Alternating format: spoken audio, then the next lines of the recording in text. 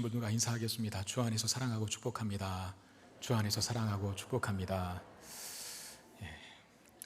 자, 예수께서 이방인의 땅인 거라사에서 다시 이제 갈릴리 가버나움으로 돌아오십니다. 그곳에 있던 많은 사람들이 예수님을 환영하고 그리고 예수님을 심지어 기다리기까지 했다라고 그렇게 성경 기자는 밝히고 있는데요.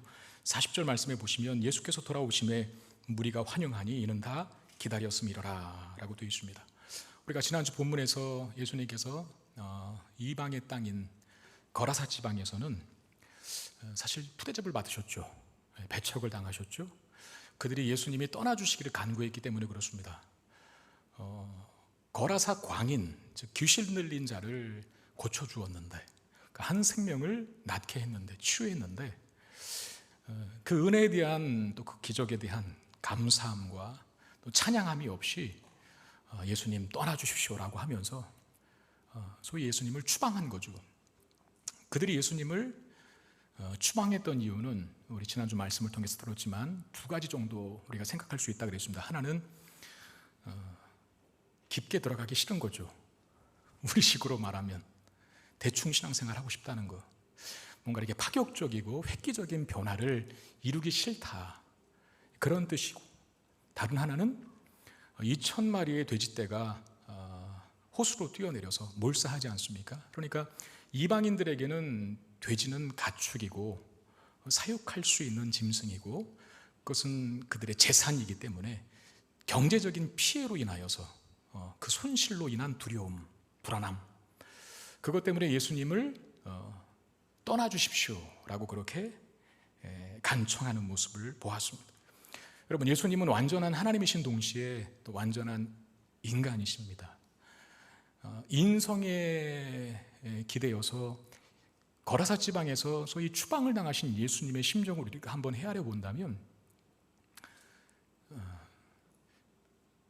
뭐 증오나 분노까지는 아니더라도 굉장히 서운하고 또 그 마음이 편치 않았을 것이면 분명해 보입니다. 근데 이제 돌아온 곳에서는 예수님께서 환영을 받고 계신다는 거예요.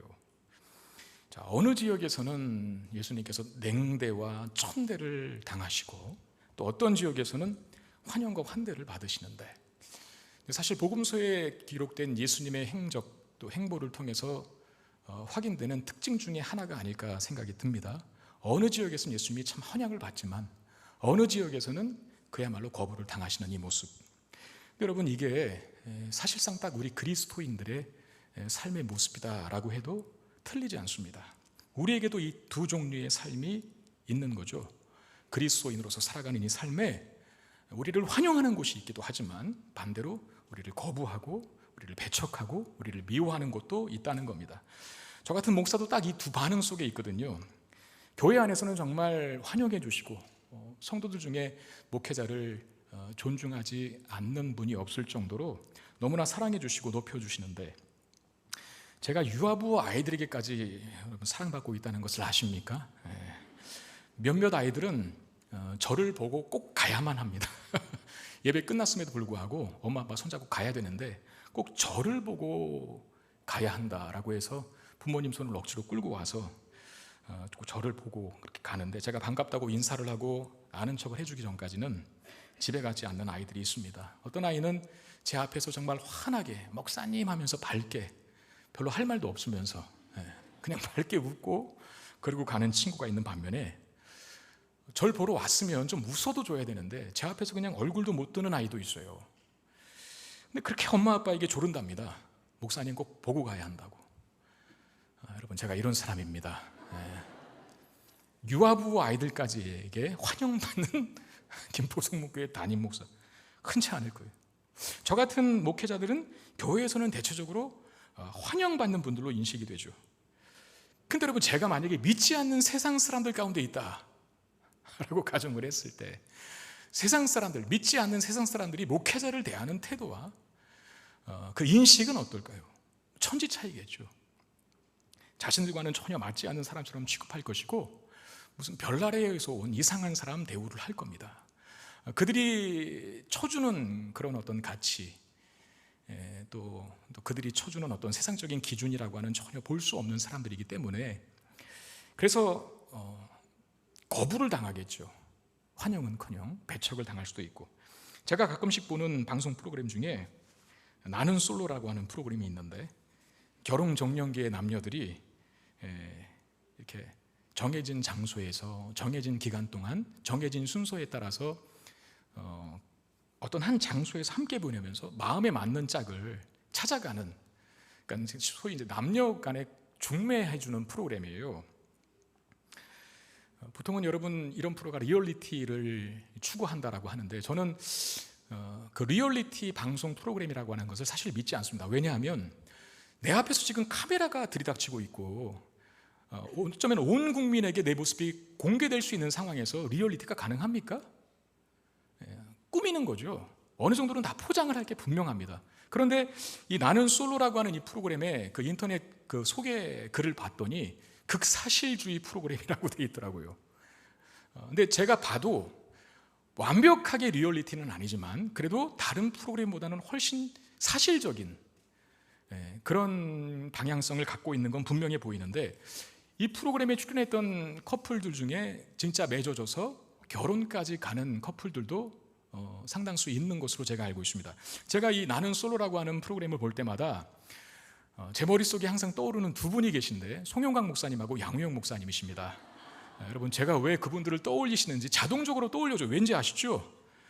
저분들도 참 저 프로그램에 좀 출연시켰으면 좋겠는데, 거기 가면 인기 짱일 텐데, 뭐 훌륭한 인품을 가지셨죠. 또 성실하죠. 믿음도 좋으시죠. 게다가 출중한 외모까지. 외모까지요. 갑자기 입에 침을 바르고 싶은 생각이 드는데, 우리 교육자들 중에는 그야말로 훤칠하신 분들이거든요. 근데 왜 여태 장가를 못 가는지 모르겠어요. 그분들이 그 프로그램을 볼 때마다 생각이 들어요. 근데 한편으로는 과연 출연이나 할 수 있을까 하는 생각이 드는 게, 면접은커녕 서류 심사에서 떨어질 것 같은 생각이 드는 겁니다. 그게 이제 그냥 출연한 게 아니라 먼저 서류를 보고 그 다음에 이제 불러서 PD하고 몇 명이 계속 질문을 합니다. 심지어는 직업이 뭔지 다 물어보고 얼마 버는지까지도 다 얘기해 줘야 돼요. 연봉이 얼마인지. 그러니까 직업을 구체적으로 공개하는데, 이분들이 거짓말하지 않는 이상은 목회자라고 쓸 것이 뻔한데 보자마자 탈락 아니겠습니까? 그러니까 목회자라고 하는 그 직분, 또 교회에서의 역할은 여러분들은 참 존중해 주시고 대우해 주시고, 목회자라고 하면 지나가다가도 다시 보시지 않습니까? 목회자의 자녀라고 하면 한 번도 쳐다보시지 않아요. 뭐 장로님 아들이다, 뭐 권사님 딸이다 그러면 한 번도 쳐다보는 게 우리의 심리인데, 또 우리의 분위기인데, 세상은 전혀 그렇지 않다는 것이죠. 저 같은 목회자는 세상이 가진 잣대로 전혀 쳐주지를 않아요. 우리 그리스도인들 대다수의 삶이 그럴 것이 분명합니다. 여러분들이 학교에서나 또는 직장에서나 믿지 않는 사람과의 관계를 맺을 때가 있잖아요. 어쩔 수 없이 가까이 할 때가 있잖아요. 그러면 좋은 관계를 내가 한번 유지해 보겠다라고 결심을 했다 하더라도, 내가 그리스도인인 걸, 내가 교회 다니는 사람인 것을 뭐 직접적으로나 간접적으로 알게 될 때 그 사람들이 반응이 달라져요. 약간 거리감을 둡니다. 마치 이상한 사람 보듯이 우리를 볼 때가 있고, 심지어는 종교에 미친 사람처럼 여기기도 합니다. 이것이 예수님의 삶이셨고 또 우리들의 삶이기도 하다는 거죠.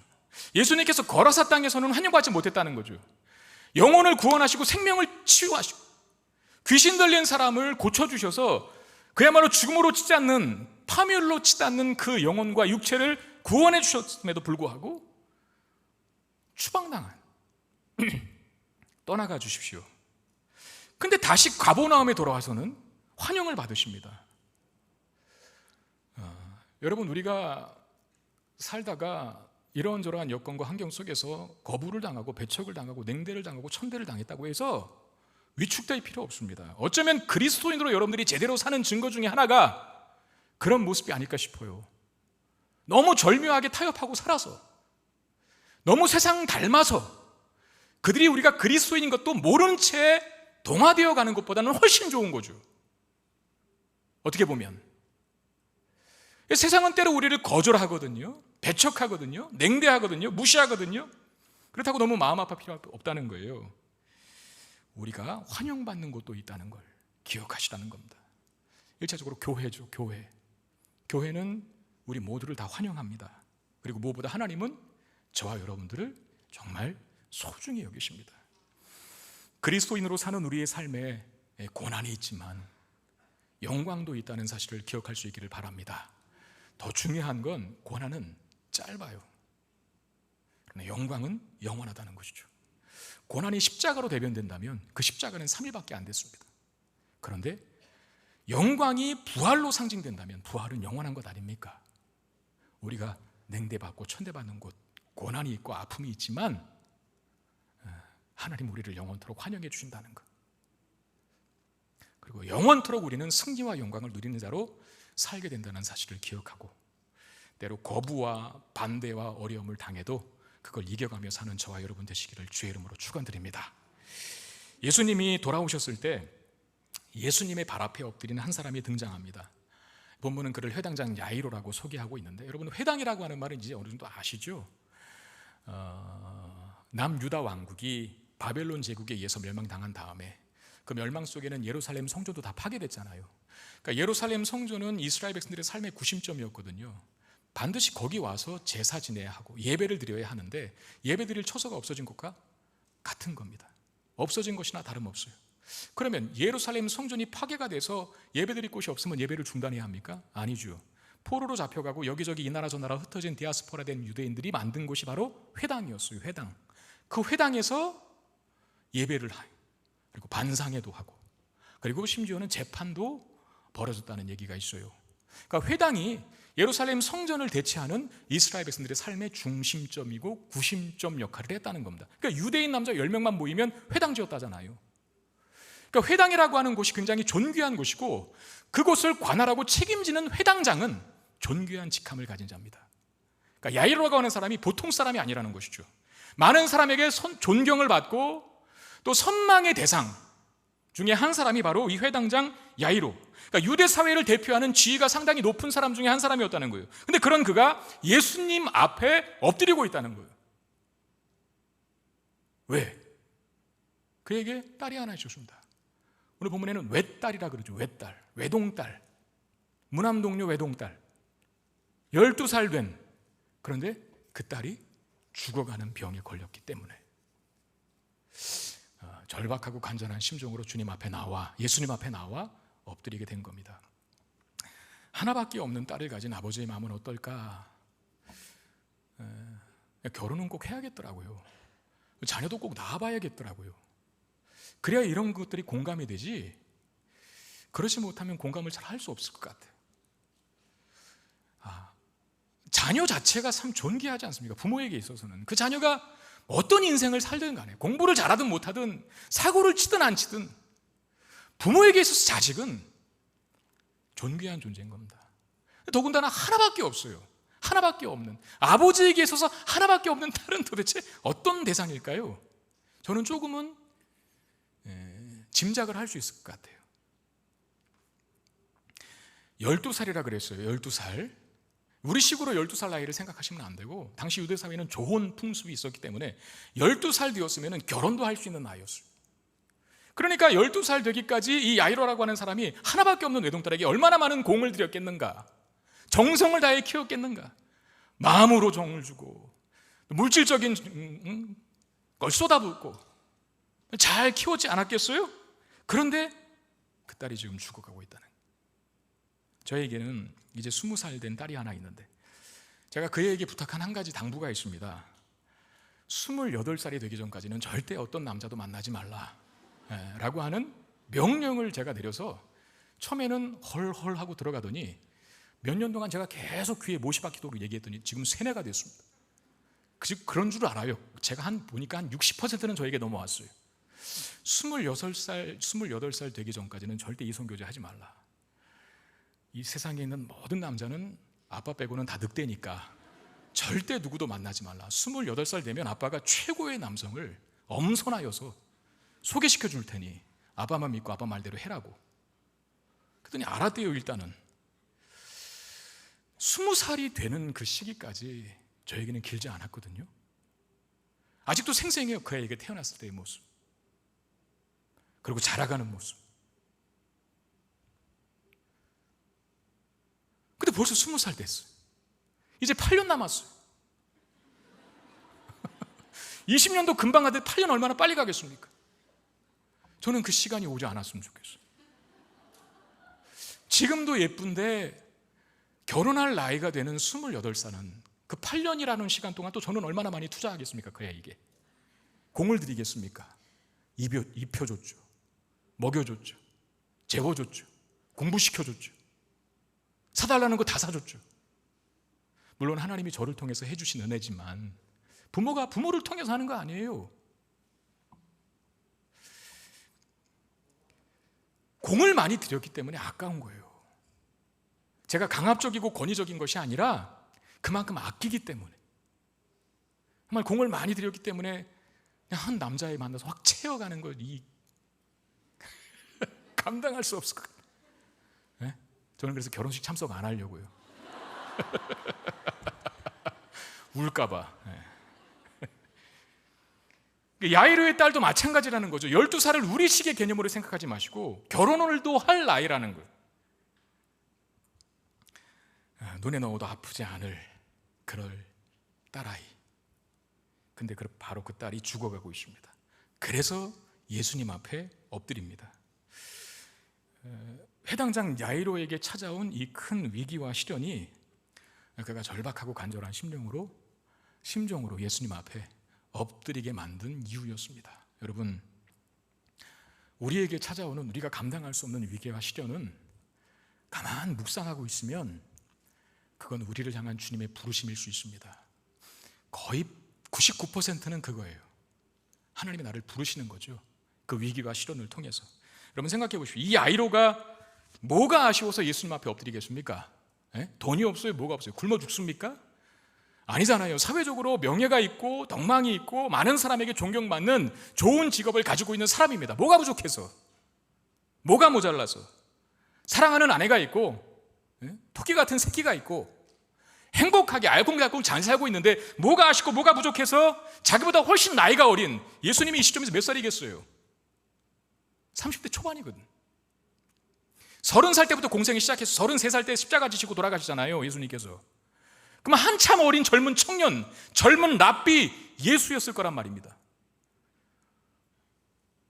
모르긴 몰라도 이 회당장은 예수님보다는 훨씬 나이가 많은 사람일 것은 분명함. 그런데도 예수님 앞에 엎드려요, 회당장이. 왜 그렇습니까? 그에게 자신의 힘으로는 감당이 안 되는 고난이 찾아왔기 때문입니다. 우리의 삶에 내 힘으로 도무지 감당이 안 되고 극복이 안 되는 문제가 찾아왔을 때가 있어요. 물론 저는 간절히 기도합니다. 그야말로 이 회당장 야이로처럼 자식이 죽을 병에 걸리는 일은 없기를, 부모보다 먼저 앞세워지는 일은 없기를 바라지만, 그리고 기도하지만, 근데 그게 우리 마음대로 되는 건 아니잖아요. 어쩌면 이보다 더 감당하기 힘든, 극복이 안 되는 문제를 우리 인생 살면서 많이 만나게 되는데, 여러분들이 기억해야 할 그 문제 속에서 나를 향해서 말씀하시고 부르시는 하나님의 부르심이 있다는 사실을 기억할 수 있어야 한다는 겁니다. 그리고 그 부르심에 정당하게 반응해야겠죠. 정당한 반응은 뭘까요? 고난과 시련 속에서 나에게 가까이 오라고 말씀하시는 주님의 부르심 앞에 정당하게 반응하는 건 지금 딱 이 야이로의 모습입니다. 내 계급장 다 띄고 내 지식, 지혜, 삶의 연륜, 경험, 배경, 백그라운드 다 내려놓고 엎드리는 거예요, 주 앞에. 고난과 시련 속에서 절박하게 주님 앞에 엎드릴 때 고난과 시련을 통해서만 경험할 수 있는 하나님의 놀라운 기적과 은혜를 경험하게 될 줄로 믿습니다. 야이로의 절박한 아픔을 듣고 예수님께서 야이로의 집으로 가십니다. 예수님 주변으로 많은 인파가 몰립니다. 그러니까 한 걸음도 옮기기 참 여의치 않을 정도로 수많은 구름대와 같은 인파들이 예수님 주변으로 운집해 있는데, 그때 예수님의 주의를 끄는 한 사건이 발생을 해요. 그게 뭐냐면 예수님의 옷가에 손을 댄 누군가로 인해서 예수님의 몸에서 능력이 나가게 된 겁니다. 오늘 본문에는 옷가라고 되어 있지만 정확히 말하면 옷술입니다. 옷술. 그러니까 유대인들이 입었던 겉옷이 있지 않습니까? 그 겉옷 장식품으로 달린 옷솔 같은 게 있어요. 이렇게 꽈배기처럼 꽈갖고 장식품 있잖아요. 그걸 만진 거예요. 우리는 압니다. 예수님의 몸에 손을 대어서 예수님의 능력이 나가게 한 이 사람이 누군지를 알아요. 본문을 읽었잖아요. 누굽니까? 12해를 혈류증을 앓고 있던 한 여인이었습니다. 여러분, 혈류증이라고 하는 것은 그러니까 만성 자궁 출혈증이라고 그렇게 이해하시면 됩니다. 이게 레위기 25장인가 15장에 보면 유출병이라 그래서 부정한 병으로 규정이 됐어요. 부정한 병. 그래서 이 사람을 가까이 하면 안 되고, 이 사람은 사회적인 격리가 돼야 되는데 전염이 되기 때문에. 그런데 그 전염이 무슨 질병이 전염된다는 말이 아니라 의식적인 전염, 의식적인 부정함이 전염됩니다. 그러니까 이 여자를 만지거나 이 여자와 접촉하게 될 경우에는 성전 제사에 참여하지 못하게 되는, 그리고 어느 정도 기간까지는 그 부정함을 씻어내야 하는 그런 의식을 또한 치러야 하는 종교적으로 부정한 병으로 여겨진 병을 앓고 있었다는 겁니다. 그래서 이 병에 걸리면 당연히 유대 사회에서 격리되어야 되기 때문에 어쩌면 질병으로 인한 고통과 아픔도 크지만 심지어 가족들과도 함께하지 못하는, 유대 사회로부터 소외당해야 하는 그 고립감과 고독감과 쓸쓸함이 더 힘들게 했을지도 모를 병이라는 거죠. 마가복음 5장에 보면 이 여인에 대한 묘사가 더 조금 구체적으로 나와 있는데 5장 25절 26절 보시면 12해를 혈류증으로 알아온 한 여자가 있어 많은 의사에게 많은 괴로움을 받았고 가진 것도 다 허비하였으되 아무 효염이 없고 도리어 더 중하여졌던 차이라고 되어 있습니다. 그러니까 병을 치료하기 위해서 이 여인이 안 한 것이 없다는 거예요. 그러니까 12년 동안을 한 가지 질병을 앓고 있었는데 그 12년 동안에 가만히 있었겠어요?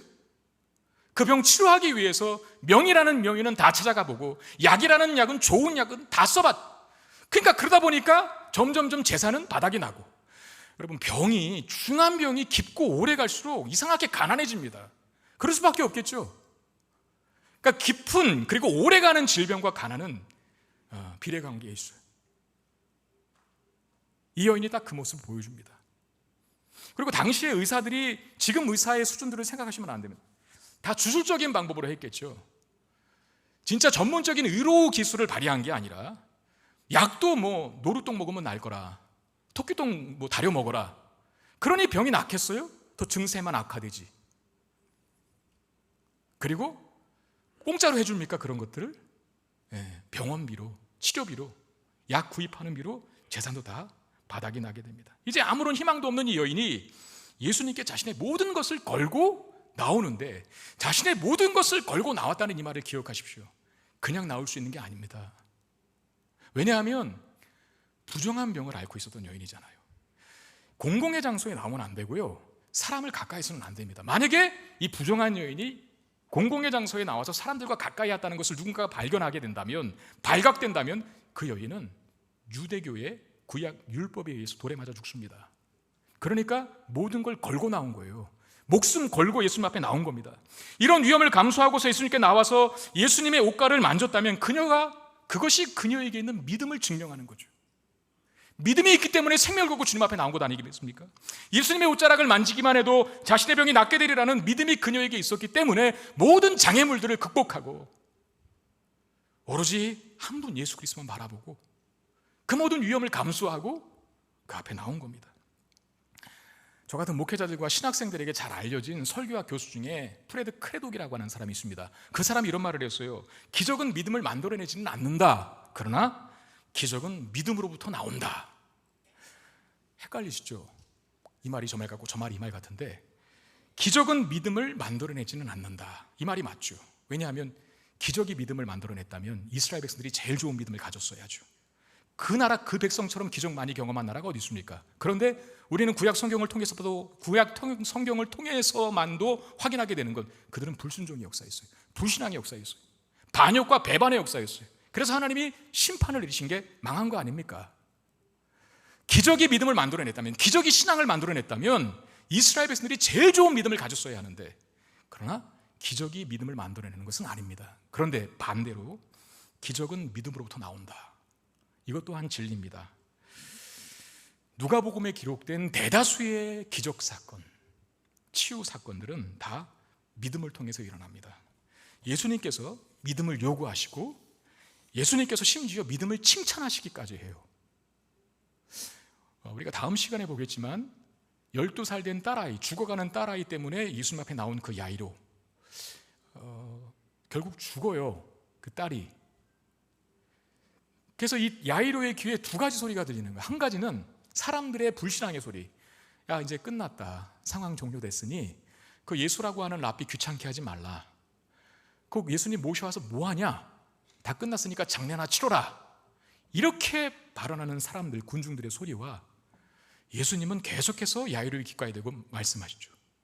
믿기만 해라, 믿기만 해라, 믿기만 해라. 여러분, 기적은 믿음과 신앙을 만들어낼 수 없지만 기적은 믿음으로부터 나온다는 건 분명합니다. 올해 표가 기적입니다. 감사하게도 지금 이제 어떻게 보면 상반기가 끝나는 시점인데 이미 기적을 경험한 분들이 참 많아요. 그리고 여러분, 감사하게도 이번 여름 사역도 어제 청년부를 끝으로 다 끝났거든요.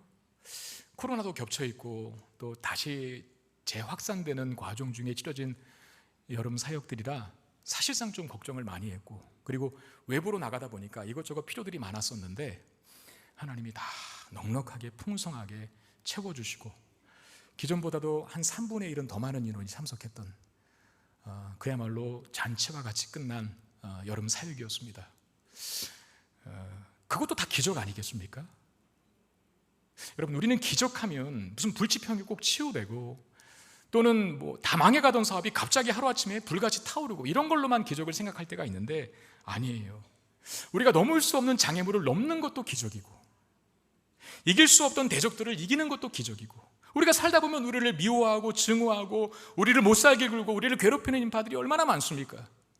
그런 사람들이 있는 곳에서 끄떡하지 않고 넉넉하게 살 수 있는 사람, 그것 자체도 기적인 거고, 도무지 풀리지 않던 문제가 나도 모르는 사이에 풀어지는 것도 기적이고, 감당할 수 없었던 어려움을 극복하게 되는 것, 기도는 했는데 시간이 지나다 보니까 나도 모르는 사이에 내가 그 산을 넘어온 거예요. 왜 그건 기적이라고 생각하지 않습니까? 그런 기적을 우리는 구해야 합니다. 근데 그 기적이 어떻게 경험된다고요? 믿음을 통해서만 경험될 수 있다는 거죠. 지붕을 뚫고 구멍을 내는 믿음이라 라고 하는 말씀, 제가 올 초에 특별 새벽 기도회 때 한 가지 본문을 들어 이 말씀을 계속 강조했는데 우리 누가복음에서도 봤지 않습니까?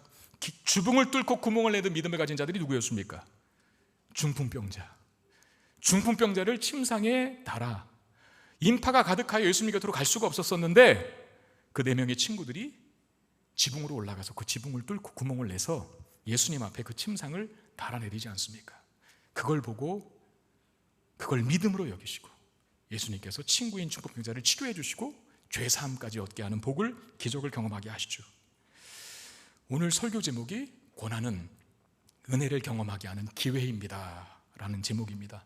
그냥 일반적인 그냥 평범한 제목인 것 같지만 제가 고민 많이 했어요. 왜냐하면 고난은 은혜를 경험하게 하는 기회입니다. 이 기회입니다를 사실상 무슨 고난은 은혜를 경험하게 하는 통로입니다. 고난은 은혜를 경험하게 하는 수단입니다. 고난은 은혜를 경험하게 하는 방법입니다 하도 되는데 제가 기회라고 하는 단어를 쓴 이유가 뭘까요? 아무에게나 누구에게나 자동적으로 기계적으로 고난이 은혜가 되는 것은 아니라는 거예요. 그 기회를 붙잡는 사람만이 고난을 은혜로 바꿀 수 있는 거예요. 무엇으로 붙잡는 겁니까? 믿음을 가지고 주님을 바라볼 때 우리에게 있는 고난과 위기와 시련이 축복의 기회로 바뀌게 된다는 것. 오늘 본문에 등장하는 혈류증 걸린 여인도 마찬가지입니다. 예수님의 옷자락에 손을 대기만 해도 자신의 병이 나을 수 있을 것이라고 하는 믿음이 그녀의 병을 치유한 겁니다. 예수님이 그렇게 평가하셨죠. 단지 옷자락 만진 것이 무슨 주술적이고 미신적인 힘이 있어서 예수님이 입은 옷에 그 옷술의 능력이 있어서 치유받은 게 아니라 예수님 밖에는 나를 고칠 분이 없다라고 하는 믿음으로 내가 예수님 앞에 공개적으로 나갈 수 없으니 부정한 병을 걸려서 내가 숨어서라도 주님을 만지기만 하면 나을 것이다 라고 하는 그 여인의 행동을 예수님 믿음으로 보신 거죠. 48절에 예수님께서 그렇게 평가하셨잖아요. 내 믿음이 너를 구원하였다. 내 믿음이. 장애물이 있었습니다. 수많은 인파가 예수님 주변으로 몰려들었었습니다. 그리고 심지어 자신은 부정한 병에 걸려서 예수님 앞에 가까이 나갈 수 없었습니다. 수많은 장애물 때문에. 그럼에도 예수님 앞으로 나아가서 기어이 옷가를 만지고야 말았습니다. 그야말로 그녀에게, 그 여인에게는 지붕을 뚫고 구멍을 내는 믿음이 있었어요. 그 믿음으로 인하여 예수님 만졌을 때 12년 동안이나 자신을 괴롭혔던 혈루증이 단번에 고쳐지는 역사가 이 여인에게 경험되었다는 거예요. 저와 여러분들에게도 이 믿음이 있게 되기를 주의 이름으로 축원드립니다. 어떤 어려움을 만나도 다 극복하게 될 줄로 믿습니다. 이 믿음만 있다면. 살다 보면 만나는 위기와 시련, 이게 다 종류가 다르고 강도가 틀리고 경중이 틀리잖아요. 근데 그 모든 시련과 모든 종류의 고난과 위기를 극복하는 방법은 단 하나, 주님을 향한 간절한 믿음과 신뢰, 이것만 있으면 된다는 거예요. 예수님은 자신에게서 능력이 나간 것을 감지하십니다. 그리고 제자들에게 이렇게 말씀하시는데 45절에 보니까 예수께서 이르시되 내게 손을 댄 자가 누구냐 하시니 다 아니라 할 때에 베드로가 이르되 주여 무리가 밀려들어 미나이다 그랬어요. 예수님께서 그렇게 선포하시죠. 내게 지금 손을 댄 자가 누구냐라고 제자들에게 묻는데 제자들은 그렇게 말해요. 아니요, 우리 아무도 안 만졌습니다. 의도적으로 예수님 만진 사람은 없다는 거죠. 베드로가 한술 더 떠서 말하는 거예요. 아주 퉁명스럽게. 지금 상황 안 보이세요? 수많은 무리들이 지금 몰려들고 있는데 예수님 만나겠다고, 예수님 보겠다고, 이렇게 수많은 사람들이 예수님 몸에 손대고 있는 거 안 보이십니까? 누구를 말씀하시는 거예요? 라고 하면서 약간 퉁명스럽게 반응을 합니다. 근데 예수님 말씀은 능력이 나가게 한 특별한 접촉을 두고 말씀하신 것이지 의미 없이 만진 만짐에 대해서 이야기하신 게 아니에요. 예수님께서는 단순히 그 자리에 있는 것과 믿음을 갖고 그 자리에 있는 것을 구분하고 계신다는 것을 기억하십시오. 우리에게 주는, 지금 예배의 자리에 있는 우리 모두에게 주는 도전 아닙니까? 이 자리에 계신 여러분 중에도 어떤 사람은 정말 예수님이 찾으시는 특별한 접촉을 하고 있는, 예수님이 찾으시는 한 사람이 될 수 있고, 반대로 무리들처럼, 군중들처럼 그 무리와 군중 속에 포함된 한 사람이 될 수 있어요. 바라옵기는 믿음으로 예수님의 옷자락을 만지는, 예수님이 찾으시는 단 한 사람 되기를 주의 이름으로 축원드립니다. 군중 속의 한 사람, 무리 중에 한 사람이 아니라 하나님의 은혜를 간절히 구하는, 영과 진리로 예비하는 하나님이 찾으시는 사람이 돼야죠. 왜 똑같은 시간에 똑같은 장소에서 똑같은 목회자의 설교를 들으면서 똑같은 찬송을 부르고 똑같은 회중 기도를 하면서 어떤 사람은 예수님이 찾으시는 한 사람이 되어야 하고 어떤 사람은 무리 중에 예수님 찾지 않은 사람으로 전락해야 합니까? 이렇게 많은 분들이 모여있을 때 특별히 우리 익명성의 느낌을 경계해야 합니다. 저 뒤에 앉아 계신 분들이라든지 구석에 앉아 계신 분들이라든지 저 3층에 앉아 계신 분들은 조심하십시오. 지금 제가 여러분들에게 부탁합니다. 여러분들 눈앞에 예수님을 직접 세우시길 바랍니다. 멀리 있다 보면 그냥 나는 묻혀갈 가능성이 많거든요. 무리와 군중과 다를 바 없어요. 예수님 그런 자를 찾지 않으십니다. 나를 만진 자가 누구냐, 내게서, 내 몸에서 능력이 나가게 한 자, 그 한 여인을 찾았다는 것을 기억하십시오. 기왕 예배의 자리에 있는 거, 하나님이 찾으시는 주님을 향한 간절한 마음을 갖고 예배하는 저와 여러분 되시기를 주의 이름으로 축원드립니다. 예수님께 손을 댄 자는 혈루증 걸린 여인이었죠. 근데 그녀는 예수님 앞에 공개적으로 나갈 자신이 없어요. 왜냐하면 본인이 부정한 질병을 앓고 있었기 때문에 얼른 예수님만 만지고 그 자리를 피할 생각이었습니다. 그런데 예수님 찾으시잖아요. 내 몸에 손을 댄 자가 누구냐, 나오라고. 예수님 앞에서 자신의 정체를 숨길 수 없다는 것을 인정하고 결국에 이 여인이 두려워 떨며 예수님 앞에 엎드립니다. 47절에 보니까 여자가 스스로 숨기지 못할 줄 알고 떨며 나와 엎드려 그 손댄 이유와 곧 나은 것을 모든 사람 앞에서 말했다 그랬어요. 여러분, 예수님께서 이 여인을 공개적으로 대중들 앞에 세우신 이유가 있습니다. 자, 여인은 예수님 앞에 나온 목적이 단 하나예요. 뭡니까? 12년 동안 자신을 괴롭혔던 육체적인 질병, 그 혈류증을 고침받기 위해서 예수님 앞에 나온 겁니다. 근데 예수님은 그것만이 온전한 치유라고 말하지 않아요. 육체의 질병만 치유받는 것이 온전한 치유가 아니라는 것이죠. 그 영혼이 고쳐져야 되고, 그리고 또 하나, 12년 동안 혈류증을 앓았기 때문에 사회적으로 고립된 채, 격리된 채 살아야 했던 여인이었습니다. 바로 그 고립과 격리에서 자유함을 주시기 위해서 그녀를 대중들 앞에 세우신 겁니다. 그리고 딸이라고 불렀어요. 딸아, 내 믿음이 너를 구원하였으니 평안히 가라. 여자여 여인이여 하지 않고 왜 딸이라고 했겠습니까? 여러분, 딸이라고 하는 호칭은 아버지가 그야말로 딸에게, 자녀에게 쓰는 호칭입니다. 딸아, 내 믿음이 너를 구원하였다라고 말씀하시면서 그 여인을 딸라고 부르신 이유는 너는 더 이상 부정한 여인이 아니라 너는 나의 가족이다. 하나님 아버지와의 관계가 회복되었다는 것을 선언하시는 거예요. 그러니까 이 여인은 두려웠어요. 자기는 만지고만 가려고 그랬어요. 공개적으로 사람들 앞에 서는 것 거북했어요. 근데 예수님은 그녀가 원치는 않았지만 그 앞에 세우십니다. 그리고 그녀가 순종했을 때 예수님은 왜 그녀가 싫어했던 그 앞에, 대중들 앞에 서는 그것을 명령하셨을까? 그녀가 미처 구하지 못한 것까지도 그녀에게 정말 필요한 회복과 치유가 무엇인지 보여주시기 위하여, 알려주시기 위하여, 그리고 그를 여전히 받아들이지 못할, 그를 거부하고 그녀를 배척할 대중들이 그녀를 이제 품어야 한다는 걸 깨우치시고자 그녀를 대중 앞에 세우신 것이죠. 그러니까 우리가 한 가지를 구하면, 여러분, 하나님은 우리가 미처 구하지 못한, 우리가 우리 스스로 그 필요성을 알지도 못했던 우리를 유익히 하게 하는 그 어떤 것도 더하여 주시는 분이심을 믿으시길 바랍니다. 한 가지를 구했지만 두 가지, 세 가지를 주시는 하나님. 정말 그렇잖아요. 솔로몬이 이제 왕위에 올라서 그 수많은 민족들을 어떻게 치지할까 절박한 마음으로 1,000번제를 드렸잖아요. 그 1,000번제를 드리면서 뭘 구했습니까? 하나님, 나에게 지혜를 주십시오. 선악을 분별할 수 있는 지혜를 주십시오. 이 많은 백성들을 어떻게 옳고 그름으로 판단하여 인도할 수 있겠습니까? 저에게 지혜를 주시기를 원합니다 라고 구했을 때 그 마음이 합하여, 하나님 마음이 합하니까 지혜만 주신 게 아니라 부와 장수도 주십니다. 성경에서는 부와 영광도 주셨다고 되어 있어요. 하나를 구했지만 두 가지, 세 가지를 더하여 주시는 주님. 저는 바울이라고 하는 사람을 보면, 그 바울이라고 하는 사람을 묵상하면 참 하나님의 능력이 크시다라고 하는 생각이 저절로 드는 게, 하나님은 풍성한 분이시다라는 생각이 저절로 드는 게, 여러분, 바울은 원래 처음부터 예수님이 잘 믿는 사람은 아니었잖아요.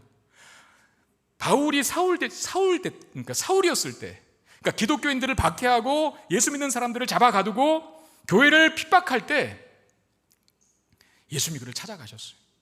그리고 만나주시고 그를 선교사로 세우십니다. 여러분, 보통 그런 사람들이, 아니 정말 인물이 없어서 예수를 잘 믿고 있는 사람 중에 선택해서 선교사를 세워도 될까 말까 한 일에 예수를 배척하고 반대하고 거부하고 교회를 무너뜨렸던 그 사람을 부르셔서 그냥 예배 잘 드리는 평신도로 세울 정도가 아니라, 그것도 위대한 일인데 오히려 기독교 복음을 전하는 선교사로 만드신 하나님의 손길을 보면서, 야, 하나님은 정말 풍성하신 분이시구나, 하나를 구하면 열을 주시는 분이시구나 하는 확신을 갖게 돼요. 저도 마찬가지. 저라고 하는 사람, 제가 왜 처음에 교회 나온지 아십니까? 제가 왜 예수 믿게 된지 아세요? 누님 고쳐주세요, 이거예요. 오래된 질병으로 아파하는 제 누님 좀 고쳐주십시오. 그게 늘 가족들의 어떻게 보면 가시와 같은 거였거든요. 다른 모든 것이 만족스럽고 행복한데 그 누님만 보면 그 행복이 싹 꺼져버리는 그 기분 아세요? 뭔가 다 완벽한데 뭐 이빨이 하나 빠져버리는 느낌. 그것만 해결되면 완벽할 것 같은 그런 절박한 마음으로 교회를 나오기 시작했죠. 그런데 그 아픈 누님을 통해서 저희 가족 전부가 하나님을 알게 되게 해주셨고, 심지어는 제가 그냥 교인이 되어서 평신도로 예배 잘 드리는 사람을 넘어서서 예수 그리스도를 믿으라고, 하나님의 말씀을 전하고 복음을 전하는 목회자로 세워주셨어요. 그야말로 저는 하나를, 아주 낮은 것을 구했는데 제가 미처 구하지 못한, 저를 유익하게 하는 놀라운 것까지도 겸하여 주시는 하나님을 제 삶 속에, 제 인생 속에 경험했습니다. 여인은 하나를 구했지만 그 여인의 필요가 정말 뭔지를 아신 예수님께서 그녀가 미처 구하지 못한, 그녀를 유익하게 하는 것까지도 응답해 주셨다는 사실을 기억하십시오. 이런 예수님께로 나아가는 일을 주저하거나 머뭇거리지 않는 저와 여러분 되시기를 바랍니다. 하나를 구하면 열을 주시는 주님의 따뜻한 손길을 경험하는 우리가 되기를 주의 이름으로 축원드립니다. 우리 말씀 기억하면서 우리 같이 찬양하기를 원하는데, 정말 부족한 우리를 온전한 우리로 바꾸실 수 있는 분은 오직 하나님밖에 없다. 우리의 삶에 실망하고 또 낙심할 만한 일들이 참 많지만 주님 안에는 소망이 있음을 기억하고, 내가 더욱 주님 바라보고 주님 의지하고 신뢰하며 살겠습니다 라고 하는 우리의 믿음과 신앙의 고백을 담아서 함께 찬양하기를 원합니다.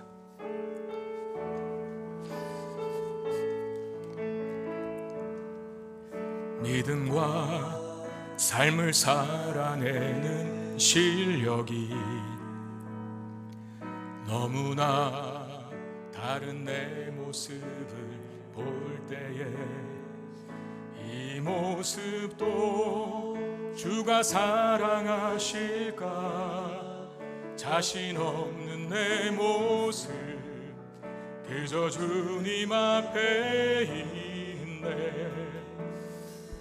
나 같은 자도 사랑하여 주시고 한 번도 나를 떠나지 않으셨네. 아픔 속에 주를 작게 여긴 날 꾸짖지 않으시고 내 손 잡아주시네. 오직 주님 안에 두려움 없네.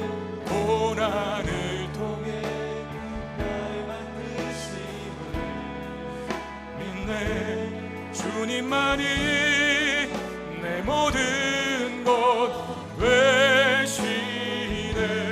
주의 강한 손 날 붙드시네.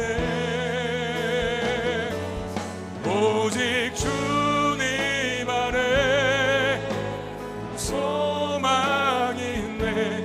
내 삶을 통해 영광 받으시 주님, 주님만이 내 모든 것 되시네. 주의 선하심 나 노래하. 믿음과 삶을 살아내는, 삶을 살아내는 실력이 너무나 다른 내 모습을 볼 때에 너무나 다른 내 모습을 이 모습도 주님 사랑하실까? 이 모습도 주가 사랑하실까? 자신 없는 내 모습 그저 주님 앞에 있네. 나 같은 자도 사랑하여 주시고 자도 사랑하여 주시고 한 번도 나를 떠나지 않으셨네.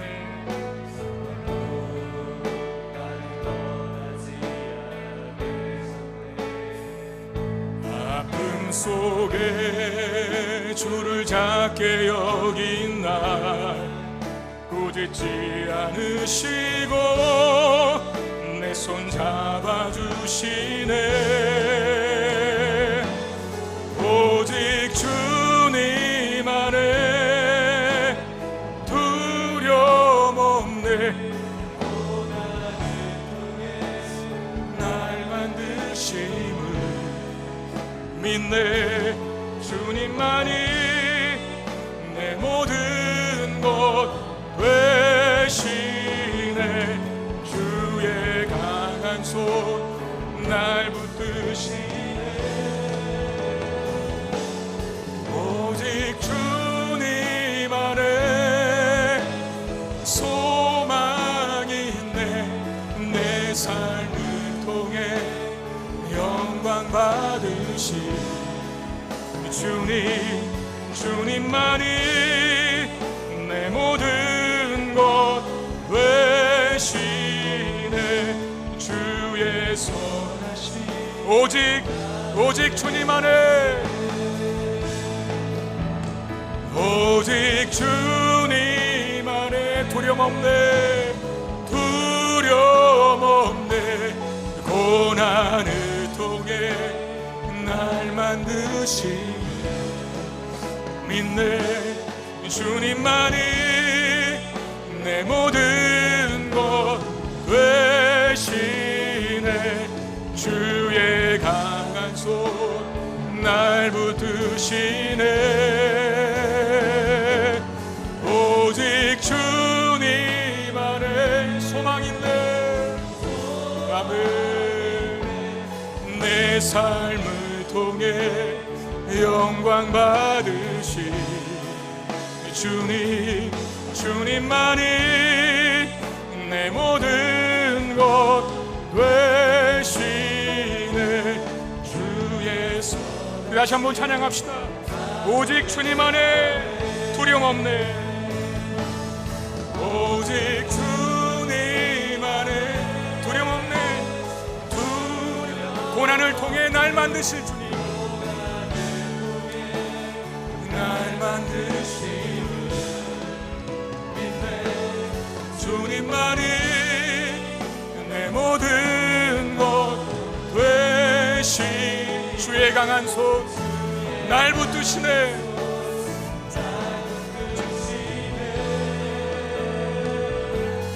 오직 주님 안에 소망 있네. 소망 있네. 내 삶을 통해 영광 받으시 주님, 주님만이 내 모든 것 되시네. 주의 선하심 나 노래하네. 우리 같이 한번 기도하는 시간 갖겠습니다. 들은 말씀 기억하며 12살 된 죽어가는 딸아이를 무엇으로 고칠 수 있고 그 문제를 무엇으로 해결할 수 있겠습니까? 12년 동안 앓던 그 고질적인 질병이, 그 만성적인 질병을 무엇으로 치유하고 고칠 수 있겠습니까? 그러나 이 아이로도 그렇고 이 여인도 그렇고 주님 앞에 나왔을 때 죽은 자가 살아나는 기적을 경험하고 12해를 자신을 힘들게 했던 질병으로부터 자유케 되는 은혜를 경험하게 되었다는 말씀. 우리 그 말씀 붙들고 기도할 때 하나님, 내 인생 속에서도 여러 가지 시련과 위기와 또 어려움과 곤란한 상황들이 있음을 압니다. 그때 내가 다른 것 바라보지 아니하고 생명의 주인 되시고 그 모든 위기와 시련 속에 우리와 여전히 함께 하시는 주님 바라보아서 고난을 축복의 기회로 바꿀 수 있는 그런 믿음 우리에게 있게 하여 주옵소서. 우리 이 마음으로 같이 기도하며 나아가겠습니다. 기도하겠습니다. 아버지 하나님, 은혜와 사랑을 감사합니다. 우리 교회 예배의 자리 속에서 우리에게 말씀하여 주시고 그 말씀을 듣고 기도할 수 있는 주셔서 감사드립니다. 그 말씀을 통해서 주님이 누구신지를 알아갑니다. 주님이 어떤 분이신지를 알아갑니다. 그 자연을 창조하시며 지배하시고 섭리하시는 주인 되시는 분이시고 악한 영의 세계도 주관하시고 통치하시고 다스리는 주님이신 분이시고 죽음에서도 생명을 만들어내시는 생명의 주관자 되시는 분이신 분이십니다.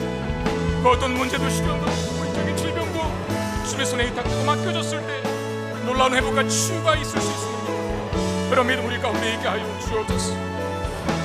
주님을 믿는 믿음으로 우리가 살아가는 인생 속에 수많은 고난과 시련과 위기가 있지만 그 모든 것들을 넉넉히 이기며 살아갈 수 있도록 도와주시고 그야말로 고난과 시련이 우리에게 하나님의 은혜를, 기적을 경험하게 하는 된 기회가 또 통로가 되는 역사를 허락하여 주시옵소서. 시간이 지나면 자연적으로 은혜가 되는 것이 아니고 합니다. 하나님, 우리에게 주신 이 기회를 고난이라고 하는 주의 부르심 속에서 우리를 오라고 말씀하시는 주의 음성 듣게 하셔서 주님 앞에 납작하고 내가 주님밖에 없습니다, 하나님밖에 나의 인생을 고칠 분이 없습니다라고 고백하고 기도할 때에, 간구할 때에 놀랍게 역사하시는 하나님을 경험할 수 있는 우리 모두가 되게 하여 주시옵소서. 목회라고 하는 것이 내 안에 큰 산처럼 다가올 때가 있습니다. 과연 완주할 수 있을까 두려운 마음이 들기도 합니다. 그때마다 주님 바라보게 하시고 주님을 의지하게 하셔서 나로 하여금 이길 수 없는 대적들도 이기게 하여 주시고 풀리지 않았던 문제처럼 보였던 것들이 풀려지는 역사를 경험할 수 있게 하시고 내가 넘지 못할 산과 건너지 못할 강도 건너게 하시는 놀라운 주님의 은총을 경험하는 우리가 될 수 있도록 인도하여 주옵소서. 주님만을 바라볼 때, 우리 하나님만을 의지할 때 천지의 창조주시오 섭리자이시오 생명의 주관된 주님을 의지할 때에 그 모든 것도 다 크게 될 줄로 믿사오니 믿음의 눈으로 주님 바라보는 우리가 될 수 있도록 주님 역사해 주시옵소서. 주여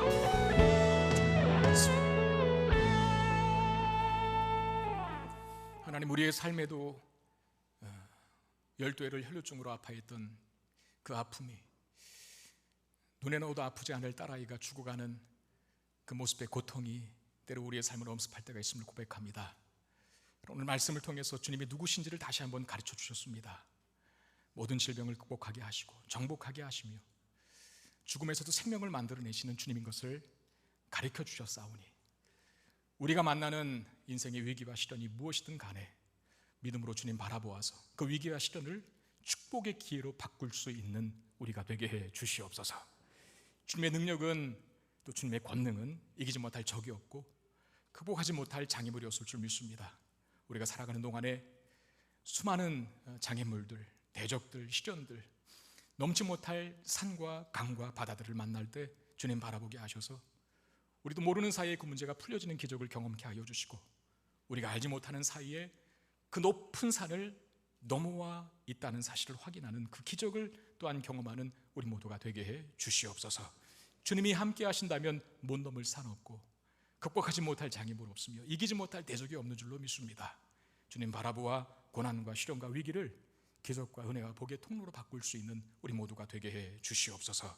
귀한 예물을 하나님 앞에 올려드립니다. 주님 받으시고 하나님 나라와 영광을 위해서 아름답게 사용하여 주시며 우리의 믿음과 신앙과 감사의 마음을 담아 드렸사오니, 사랑하는 성도들의 한 주간의 삶에 모든 필요를 채우시고 더 많은 감사로 주 앞에 나올 수 있는 우리가 되게 해 주시옵소서.